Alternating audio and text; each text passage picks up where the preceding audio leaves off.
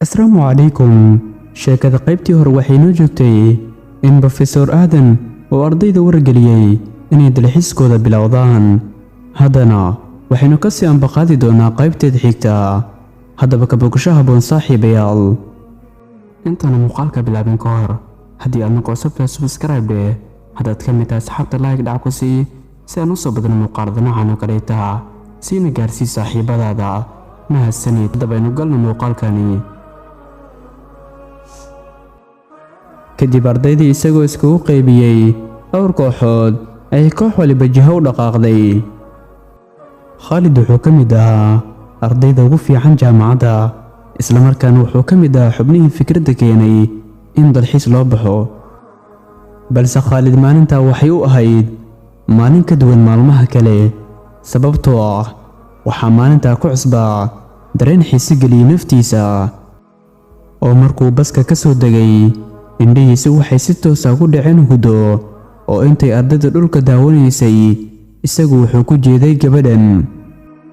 waxaa hal mar isagu beegmay falaadha cadceedda iyo laydha macaan, jawiga xasiloon iyo labiska qurxoon ay Hudo wadato iyo farxadda ka muuqato ayaa mar kaliya isagu beegmay.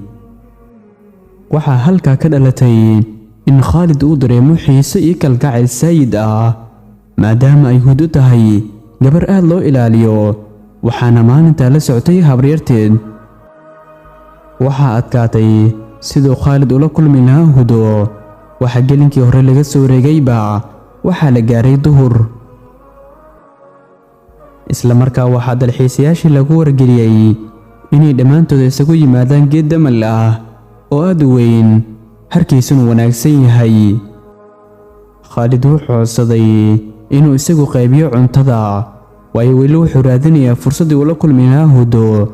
Khalid wuxuu cuntadii qaybiyeba waxaa la soo gaaray bartii ay fadhiday Hudo.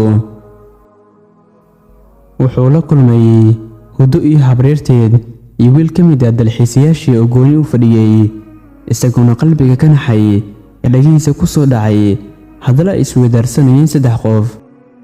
Hudo oo markaasi lagu qalqaalinayay wiil ka mid ah dalxiisayaasha markaasi meesha fadhiyey.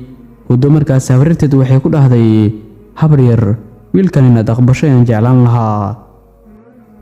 Khalid isagoo ka biyo diiday wiilkii Hudo loo qalqaalinayay ayuu cuntadii u dhigay. markii uu dib u laabtayna ayaa waxaa la hadashay Hudo, waxayna ku tiri, walaal waxba maadan cunin ee nala fadhiiso. isna intuu soo jeestay wuxuu ku yidhi, mahadsanid walaal, wuuna iskaga dhaqaaqay goobta. markii la qadiyey ayaa waxaa la bilaabay sheekooyin kaftan oo goosgoos ah, balse Khalid kamuuna qayb gelin.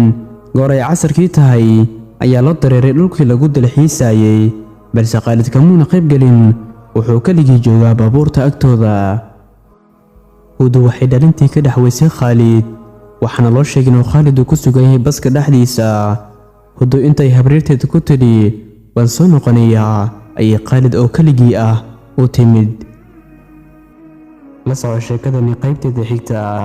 maanta muuqaalkeena halka ayuu ka gaay. intaanu ku kulmi doono tani muuqaalkeena xiga. في أمان الله والسلام عليكم ورحمة الله وبركاته.